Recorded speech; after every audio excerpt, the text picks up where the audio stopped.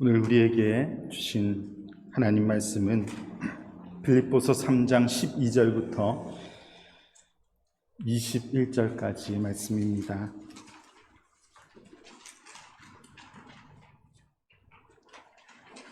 빌립보서 3장 12절부터 21절까지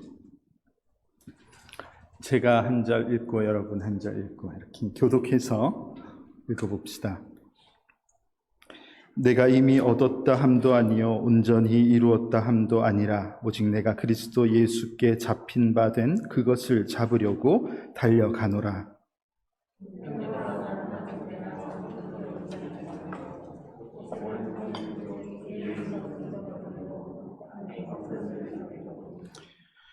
표대를 향하여 그리스도 예수 안에서 하나님이 위에서 부르신 부름의 상을 위하여 달려가노라.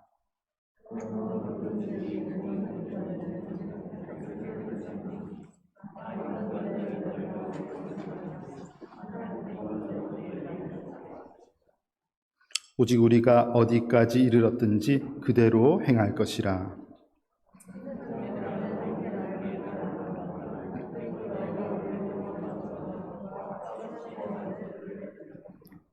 내가 여러 번 너희에게 말하였거니와 이제도 눈물을 흘리며 말하노니 여러 사람들이 그리스도의 십자가의 원수로 행하느니라.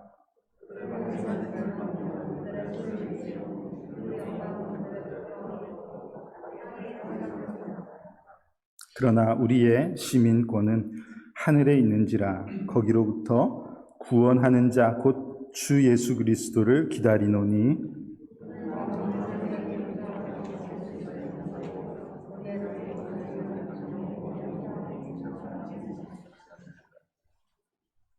아멘.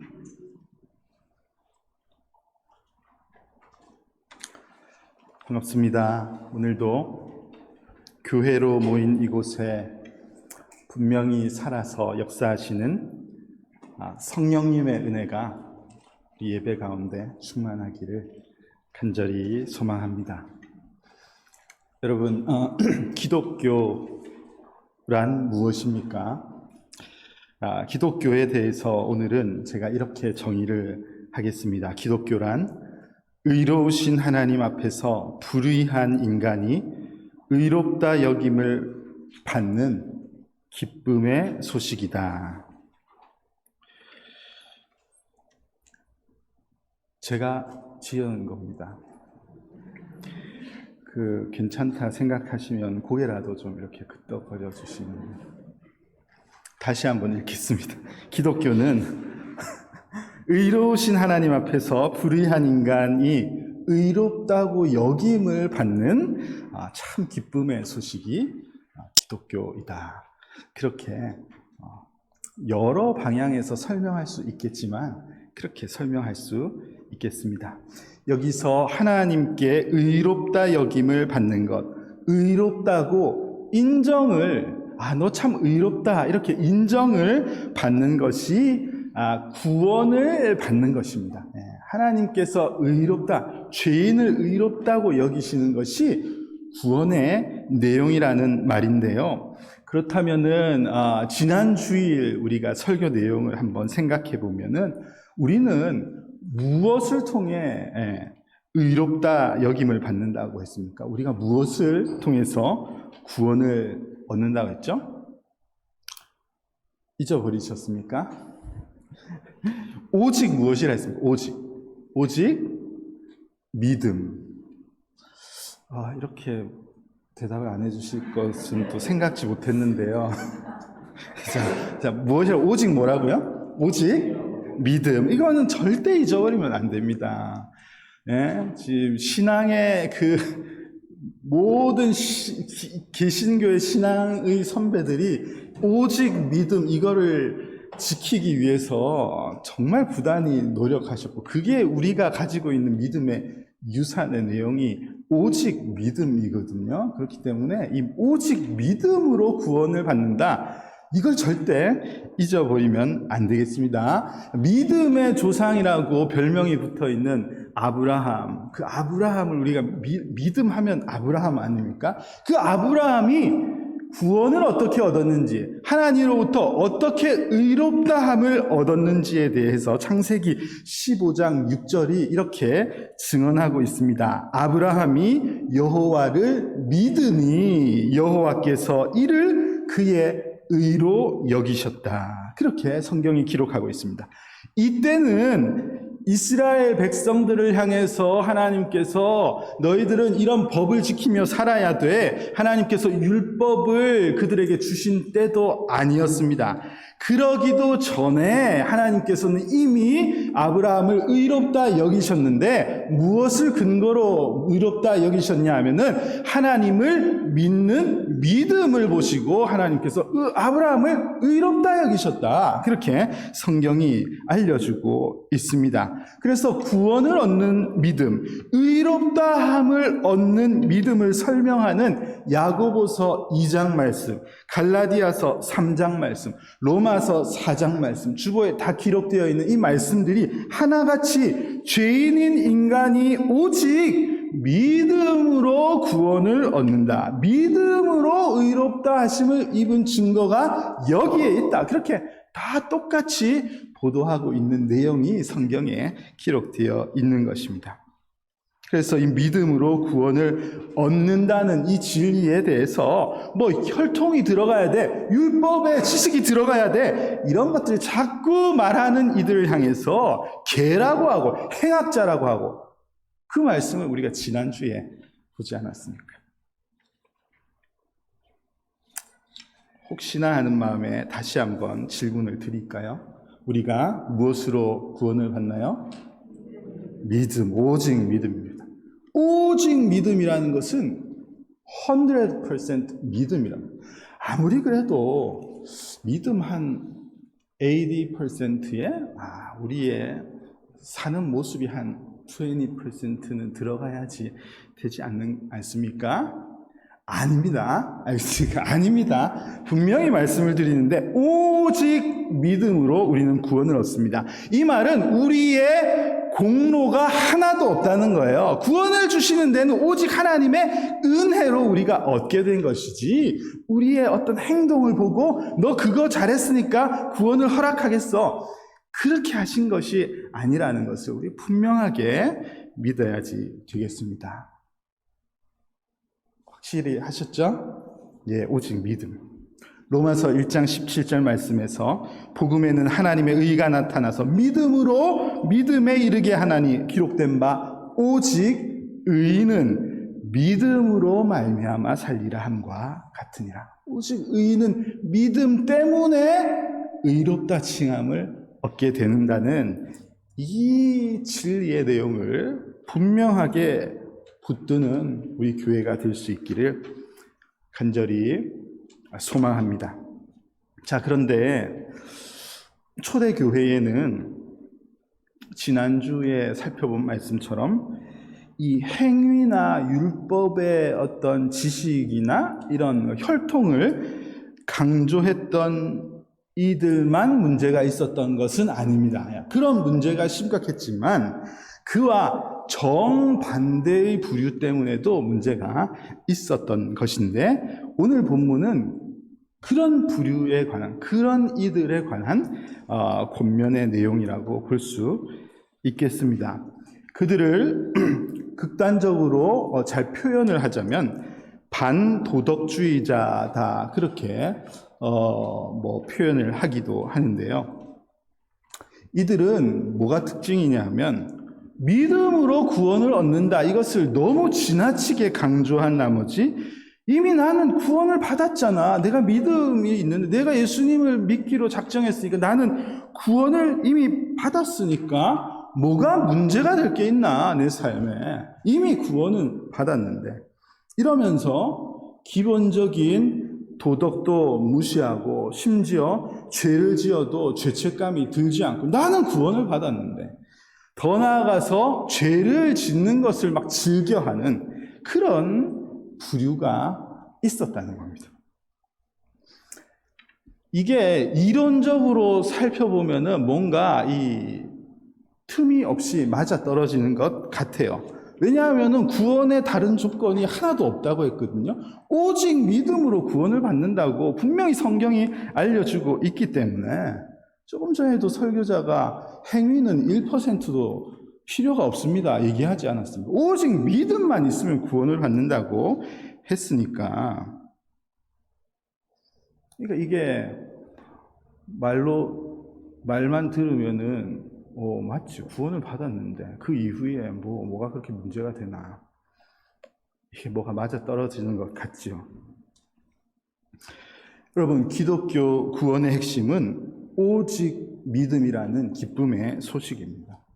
여러분, 하나님, 우리가 믿는 살아계신 신 하나님 앞에서, 그 거룩하신 영이신 하나님 앞에서 죄인된 타락한 인간이 인정을 받는다는 것이 불가능한 노릇이죠. 하나님의 가치 앞에 인간이 인정을 받는다는 것이 이게 말이 되는 이야기입니까? 그런데 하나님께서 오직 믿음을 통해서 내가 너를 의롭다 인정하겠다 이렇게 선포하셨으니 이것만큼 인간의 입장에서 기쁜 소식이 없습니다.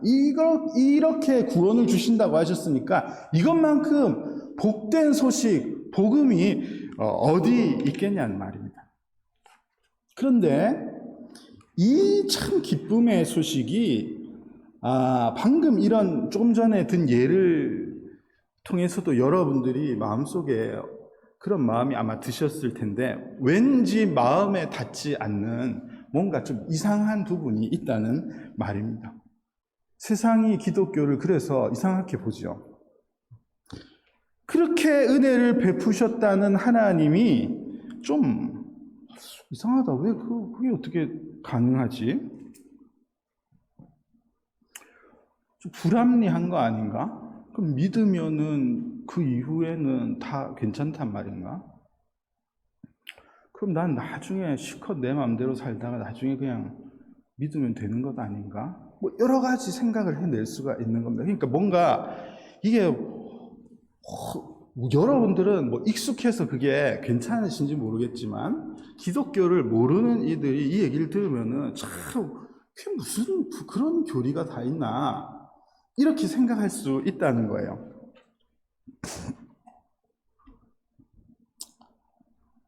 맞죠? 제 말 틀리지 않죠? 네, 그렇게 생각할 수 있잖아요. 왜 그런가? 우린 이상한 건가?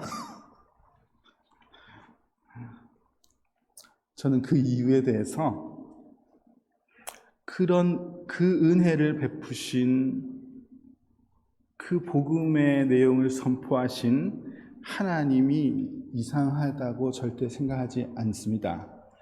이상한 것은 뭐가 이상한 거냐면은 그 은혜를 받은 수혜자, 받았다는 인생의 반응이 이상해서 그런 거예요. 은혜를 받았다고 하는 교회의 모습이 하도 이상하니까 세상이 기독교는 참 이상하다, 왜 저런 걸 믿지? 이런 시선으로 볼 수 있다는 겁니다. 이런 기독교의 교리를 비판하면서 나온 영화가 있었으니 2007년이면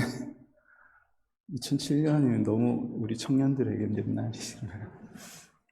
그 밀양이라는 영화가 있었습니다. 다 보셨는지 모르겠지만 그런 영화가 있었습니다. 보면은 아들 가지고 있는 한 아내가 남편을 잃었는데 그 남편의 고향으로 내려와서 아들과 잘 살겠다고 내려왔는데 이 아들이 납치 살해를 당한 사건이 일어나죠. 그래서 너무 낙심되지 않습니까? 그 상처를 더 크게 가지고 힘겹게 살아가는 이 주인공 전도연이 교회를 다니기 시작하는데, 교회를 가다가 메시지를 듣다 보니까 용서에 대한 메시지를 들은 거죠. 하나님은 우리를 용서하셨구나 하면서, 그러면 나도 진짜 힘들지만은 내 아들을 살해한 그 살인자를 용서할 수 있을까? 이런 무거운 마음을 가지고 결심을 하고 이 죄수를 찾아서 교도소에 가서 면회를 하지 않습니까? 하면서 내가 당신을 용서하러 왔다. 그렇게 하는데 이 살인자의 얼굴이 이미 너무 평안한 거예요. 너무 평안한 표정을 가지고 있습니다. 그러면서 저는 이미 다 용서를 받았습니다. 나는 이미 용서받고 구원을 받았습니다. 이렇게 얘기하니까 이 기가 막힌 거예요. 이게 어떻게 이럴 수가 있는가? 이상하잖아요. 이게 어떻게 이럴 수가 있는가? 이 영화가 꼬집어내는 세상의 시선이 있습니다. 믿음으로 구원을 얻는단 말이야? 그러면 다 된 거라면서. 다 된 거라면서. 믿음이 강한 그 살인 많은 교회가 인정해 주는 것 아니야? 그리고 믿음이 약한 이 전도연은 교회가 아직 멀었다고 생각하는 거 아니야? 너희들 그렇게 생각하지 않아? 이렇게 세상이 이 메시지를 보내는 거예요. 기독교의 교리 니네들이 말하는 게 그거잖아. 지금 이 영화에서 기독교인들을 보면서 전도연은 믿음이 약하네 이렇게 생각할 거 아니야? 진짜 이상하다. 이런 메시지를 던진다고 생각했습니다. 세상은 그런 교회를 좋아하지 않습니다. 왜 안 좋아하냐면 상식적이지 않거든요. 이게 상식적으로 말이 됩니까? 상식적으로 말이 안 되잖아요. 왜 자기는 마음 편하게 용서받았다 하면서 미소를 짓고 있냐 말입니다. 이게 이상하잖아요. 모르겠어요. 그 영화를 보면서 기독교인들은 다 각자 어떤 마음을 가졌는지 모르겠지만 어떤 이들은 저거는 저 엄마가 온전한 용서의 마음을 가지고 있지 않았기 때문에 그래. 전도에는 지금 아직 믿음이 약한 상태야. 저 죄수는 제대로 예수를 믿고 있구만. 이렇게 생각하는 이들이 있었는지 모르겠어요. 그런 교회를 세상이 좋아하지 않습니다. 그래요. 교회는 뭐 세상 사람들 좋아하라고 있나요? 하나님 기뻐하시면 되죠. 그럼 하나님께서는 기뻐하시겠습니까? 하나님께서는 이런 모습이 올바르다고 생각하시겠냐고요. 오늘 성경이 말씀하시는 반도덕주의자의 부류가 이런 이들이라고 좀 이렇게 생각하면은 약간 이해가 좀 쉬울 것 같습니다.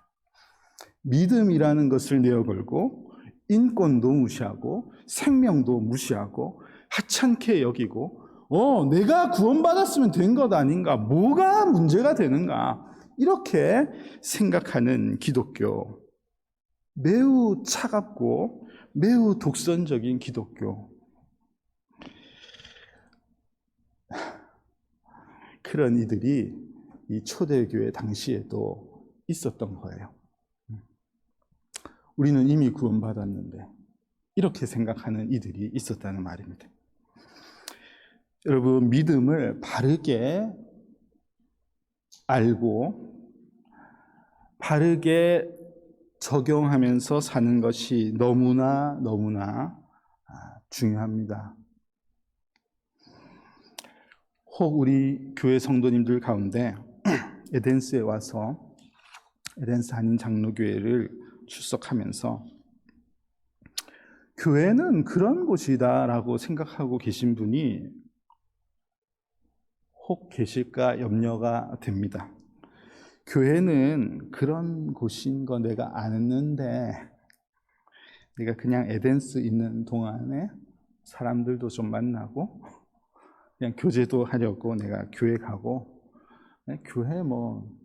교회 교리가 그런 거니까 동의하지 않고 그래서 내가 한국 가면은 교회 안 갈 거다. 그런 분들이 혹시 계시는지 모르겠는데 저는 그런 교우들에게 참 교회는 성숙한 교회는 그런 곳이 아니다. 그런 곳이 아니어야지 된다라고 잘 가르쳐 드리고 싶습니다. 기독교는 그런 교리를 가르치고 그렇게 사는 것을 잘 산다고 말하는 그런 곳이 교회가 아니라는 말입니다. 그래서 우리가 잘 알아야지 될 것이 있는데, 여러분, 믿음으로 구원을 얻는다는 것은 그렇게 말처럼 쉬운 것이 아님을 우리가 잘 알아야지 되겠습니다. 어디 연간 회원권 하나 끊어놓고 내가 필요할 때 즐기고 언제든지 내 들어갈 수 있는데, 이렇게 여기는 것이 믿음, 구원의 내용이 아니라는 것을 여러분 심각하게 잘 기억하셔야지 되겠습니다. 신앙생활을 오래 하다 보면 하면 할수록 이렇게 젖어드는 경향이 있거든요. 혹 내 마음에 그런 마음을 가지고 나 이미 구원받았으니까 뭐가 그렇게 문제가 되나, 내가 그냥 이 믿음만 가지고 오랫동안 잘 살다가 천국 가면 되는 거지 뭐가 문제, 나는 이미 받았는데, 이런 생각만 가지고 살아가는 분이 계시다면은 여러분 오늘 착각을 깨시기를 주님의 이름으로 축복합니다. 여러분, 그래서 오늘 12절부터 말씀을 읽었는데 12절부터 특별히 16절까지 말씀을 보면은요, 사도 바울께서 뭔가를 막 설명을 하고 계세요. 그죠? 막 설명을 하고 있는데, 이 설명의 내용을 보면은 구원을 얻는 믿음에 관한 내용입니다. 복음을 알려주는 내용이에요. 그런데 12절부터 16절의 긴 내용을 통해서 어떤 방식으로 설명하고 있냐면은, 무언가 이 사도 바울이 열심히 하고 있는데 아직까지 얻지 못한 상태이다라는 것을 표현하고 있습니다. 내가 이미 얻었다 함도 아니요 온전히 이루었다 함도 아니라 내가 그리스도 예수께 잡힌 바 된 그것을 잡으려고 달려가노라. 이미 얻은 것, 완전히 이룬 것, 그런 게 아니라고 설명하고 있습니다. 계속 아직까지 내가 달려가야지 돼, 그렇게 말하고 있는 거예요. 예수님을 믿는 믿음으로 구원을 얻는 것 분명히 가르치고 지금까지 강조하고 있는 사도 바울인데도 지금 하는 얘기가 나는 아직 이룬 것이 아니다, 아직 달려가고 있다, 이렇게 설명하고 있는 겁니다. 형제들아, 나는 아직 내가 잡은 줄로 여기지 아니하고 오직 한 일, 즉 뒤에 있는 것은 잊어버리고 앞에 있는 것을 잡으려고 표대를 향하여 달려가노라. 아직 다 잡았다, 이미 내가 구원을 소유했다, 그렇게 여기지 않고 계속해서 목표를 바라보면서 계속해서 지금 달려가는 중에 있다, 그렇게 설명하고 있습니다. 마치 구원이 완성되도록 끊임없이 노력하는, 쉼 없이 달려가고 있는 그런 어떤 경주자의 모습을 표현하면서 내가 그렇게 구원을 이루려고 질주하고 있다, 그렇게 설명하고 있습니다. 여러분, 그런데 구원은 열심히 뛴다고 얻는 것 아니라고 했지 않습니까? 믿음으로 얻는 것이라고 성경이 분명히 말씀하고 있거든요. 열심히 뛰고 열심히 여기서 봉사하고 그러면은 구원이 주어지는 것이 아니란 말입니다. 사도 바울이 계속해서 가르치는 것은 오직 믿음으로 우리는 구원을 얻는다, 그거 계속해서 알려주고 있거든요. 행위가 조금이라도 들어간다면, 행위가 몇 %라도 들어간다면 우리는 이 사도 바울이 표현한 것처럼 열심히 봉사해야지, 열심히 뛰어야지 된다는 말입니다. 그런데 구원은 오직 믿음으로 구원을 얻는다. 지금 몇 번째 얘기합니까? 변함이 없습니다. 오직 구원은 믿음으로 얻는단 말입니다. 그런데 사도 바울께서 오늘 이 본문뿐만 아니라 여러 그의 서신을 살펴보면은 이런 식으로 구원을 마치 결과를 모르고 달려가는 사람, 그렇게 표현하고 있습니다. 마치 아직 내 구원이 결정되지 않다. 나는 아직 구원을 받을지 모르겠고 나중에 열심히나 이렇게 하면은 그 결과를 보고 하나님께서 평가하시겠지? 마치 그렇게 설명하고 있다는 말입니다. 그러면서 15절을 보십시오. 그러므로 누구든지 우리 온전히 이룬 자들은 이렇게 생각할지니, 우리 온전히 이룬 자들, 예수님을 영접한 자들, 믿음을 고백한 자들, 이미 구원을 얻었음을 확신하고 있는 자들은 나처럼 이렇게 생각하면서 살아라, 이렇게 말하고 있습니다. 다들 너희들 이미 구원을 얻은 자들 이렇게 살아야지 된다, 이렇게 말씀하고 있는 거예요. 이미 구원을 얻었으니까 내 마음대로 살아도 구원은 이미 얻은 것 아닌가, 그렇게 살지 말고 마치 구원이 확정되지 않은 사람인 것처럼 그렇게 여기며 삶의 모습이 그렇게 드러나야 된다, 이렇게 가르치고 있는 것입니다. 믿음으로 의롭다함을 얻은 자들의 삶은 마치 선을 베풀면 그것을 통해서 구원을 얻는 것을 믿는 사람처럼, 구원의 내용 그것이 아닌 것이 확실하지만은 마치 세상을 잘 섬기고 죄를 멀리하고 끊임없이 내가 갈등하면서 이렇게 막 새벽에 기도한다고 구원을 주시나요? 예배 시간에 많이 참여해 구원을 받습니까? 그게 아니고 믿음이 있어야 구원을 받는단 말입니다. 그러나 우리의 삶의 모습이 그것과 전혀 다르게 마치 예배에 참여해야지 구원을 받는 사람이 사는 것처럼 보이게 그렇게 너희도 살아라, 그렇게 가르치고 있는 거예요. 늘 신앙에 긴장감이 있는 사람들이죠. 마치 이거 큰일 났다, 내가 구원을 이룰 수 있을까 없을까, 마치 불확실한 사람처럼 그렇게 긴장하며, 여러분, 신앙에 긴장이 있는 것이 성숙하지 못해서 긴장이 있는 게 아니라 오히려 신앙이 성숙한 사람이 긴장이 있단 말입니다.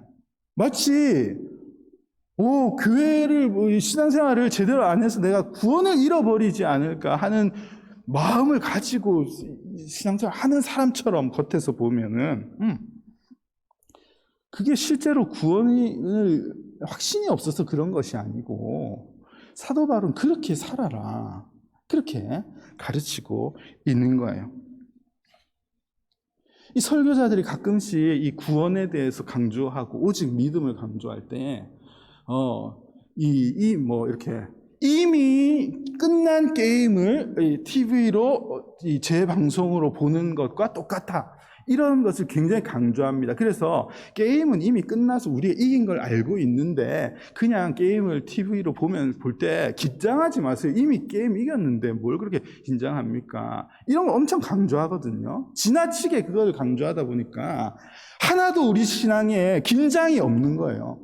그냥 대충 해도 나는 이미 믿음이 있는데 뭐가 문제인가? 결과 다 나와 있는데 뭐가 문제인가? 이렇게 산단 말입니다. 그렇게 살지 말라고 지금 사도 바울이 가르쳐 주시는 거예요. 그거 잘못됐다는 겁니다. 그래서 사도 바울이 17절에 보면, 형제들아 너희는 함께 나를 본받아라. 아주 노골적으로 나를 본받으라. 내가 이렇게 살잖아, 나처럼 살아라, 이렇게 말하고 있는 거예요. 사도 바울처럼 살아라고 말씀하고 있습니다. 오늘 우리가 긴 마라톤을 뛰는 사람들처럼 행여라도 결과가 내가 결승선에 들어가지 못하면 어떻게 하는가, 그런 긴장감을 가지고 우리가 신앙생활을 하면서 사는 것이 옳다는 말입니다. 여러분, 어제 새벽기도 본문에 사무엘상 19장 말씀을 읽었는데 19장 24절을 보면은 이런 말씀의 부분이 있습니다. 그러므로 속담에 이르기를 사울도 선지자 중에 있느냐 하니라. 이 내용을 보면은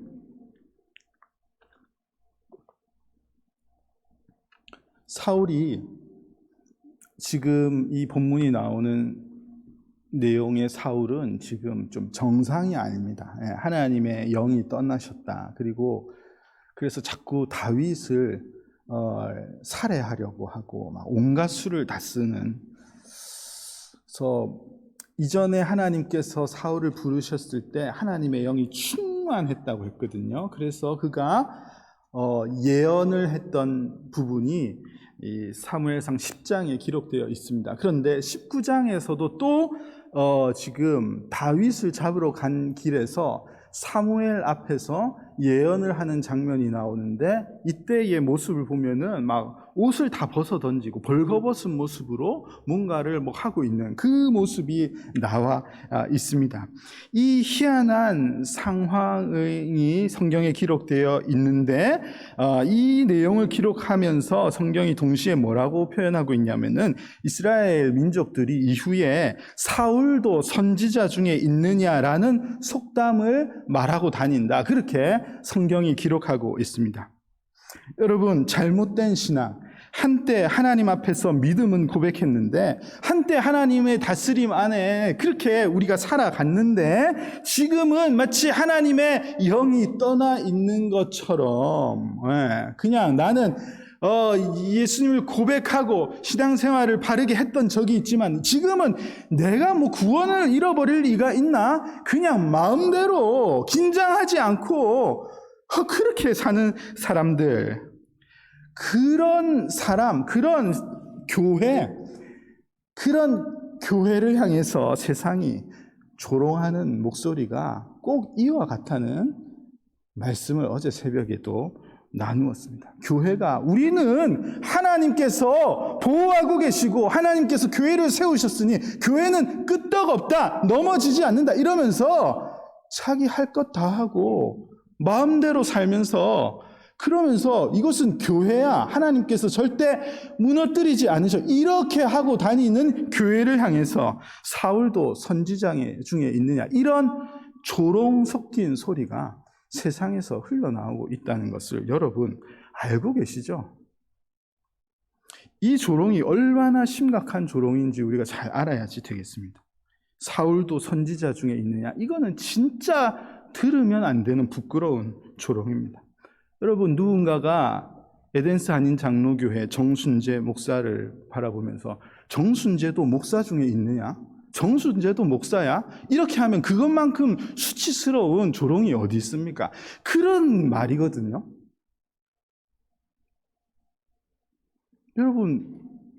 여러분들의 직분을 한번 생각하면서 한번 마음속으로 생각해 보십시오. 아무개도 장로 중에 있느냐? 아무개도 집사 중에 있느냐? 니네 교회? 아무개도 니네 교회의 권사 리스트 중에 있느냐? 세상의 사람들이 그렇게 말한다고 생각을 해보십시오. 얼마나 이게 부끄러운 일이에요. 세상이 행위는 없고 입만 떠들어대는 교회를 향해서 이렇게 조롱하는데, 교회가 세상에 빛이 된다고? 무슨 말이 되는 소리야. 교회가 세상을 변화시킨다니, 그 진짜 웃을 일이다. 이런 조롱이 있다는 말입니다.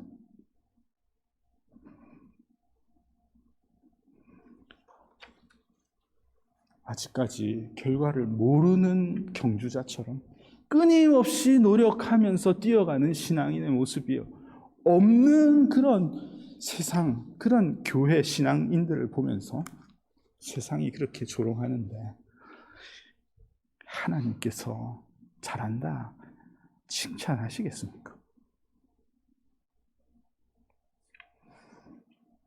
여러분, 우리가 어떻게 살아야지 되느냐 하면, 오늘 20절 말씀을 보면은 사도 바울이 빌립보 교회를 향해서 늘 강조한 표현, 시민권을 또다시 표현하면서 우리의 시민권은 하늘에 있는지라, 그렇게 말씀하고 있습니다.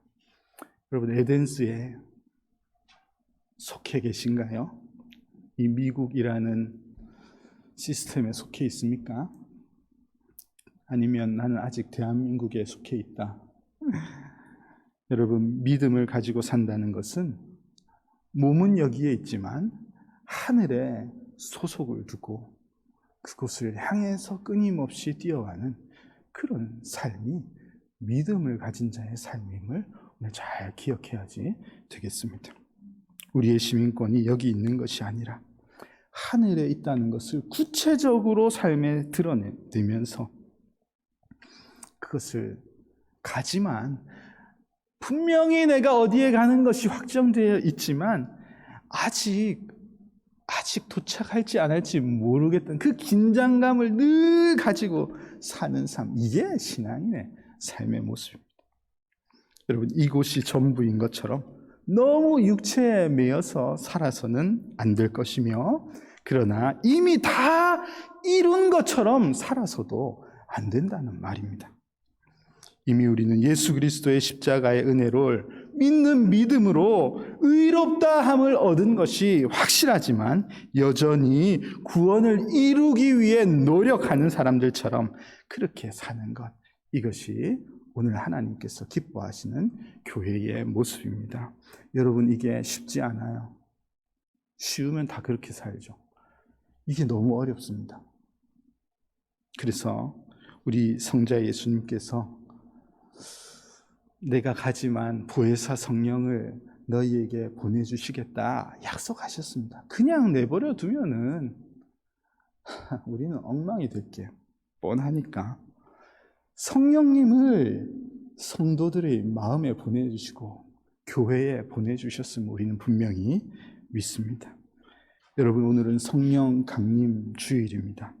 보혜사 성령님, 보혜사는 우리를 도우시는 분이라는 뜻입니다. 한번 믿음을 고백하는 것으로 더 이상 내 삶에 아무 문제 없이 끝까지 질주할 수 있으면은 도움이 필요 없습니다. 그럼 뭐 도움 필요 없으면 끝까지 가면 되지. 그런데 우리의 연약함을 알죠. 우리는 그렇게 하지 못하거든요. 우리는 자라가는 중에 있어요. 성화되어가는 과정 중에 있는 것입니다. 그래서 도우시는 성령님을 의지하지 아니하면은 우리는 사단의 조롱거리가 되고 세상의 조롱거리가 되는 것이고, 그것이 하나님의 영광을 가리는 것입니다. 여러분, 요한복음 14장 26절을 우리 같이 마지막으로 한번 읽어보겠습니다. 보혜사 곧 아버지께서 내 이름으로 보내실 성령, 그가 너희에게 모든 것을 가르치고 내가 너희에게 말한 모든 것을 생각나게 하리라. 우리 하나님께서 오늘도 연약한 우리를 도우신다는 말입니다. 한 주간의 삶 동안, 삶 속에서 하나님께서 계속해서 성령님을 통해서 우리를 도우실 텐데 그 음성을 잘 듣고 귀 기울이며 살아가시는 여러분들이 되시기를 바랍니다. 여러분,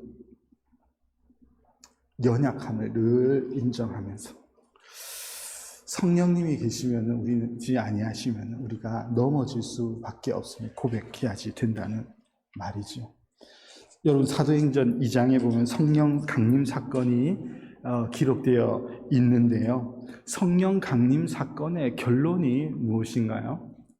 성령 강림 사건의 결론을 각 사람, 각 지방에 방언을 하게 된 것이 결론이라고 생각하는 이들이 있는데, 그거는 결론이 아닙니다. 그것은 현상을 기록한 것이지 성령 강림 사건의 결론은 2장 마지막 부분에 나와 있어요. 2장 마지막 부분에서 이렇게 기록하고 있습니다. 사람마다 두려워하는데 사도들로 말미암아 기사와 표적이 많이 나타나니 믿는 사람이 다 함께 있어 모든 물건을 서로 통용하고 또 재산과 소유를 팔아 각 사람의 필요를 따라 나누어 주며 날마다 마음을 같이하여 성전에 모이기를 힘쓰고 집에서 떡을 떼며 기쁨과 순전한 마음으로 음식을 먹고 하나님을 찬미하며 또 온 백성에게 칭송을 받으니 주께서 구원받는 사람을 날마다 더하게 하시니라. 이게 성령 강림 사건의 결과입니다. 초대교회에 성령님이 임하신 이후에 일어난 결론을 이렇게 성경이 기록하고 있습니다. 성령님이 임하신 교회, 살아있는 교회의 특징은 하나님으로부터 인정받는 것뿐만 아니라 세상으로부터 인정받는 것이 살아있는 교회의 모습이에요. 온 백성에게 칭송을 받으니 구원받는 사람을 날마다 더하게 하시니라.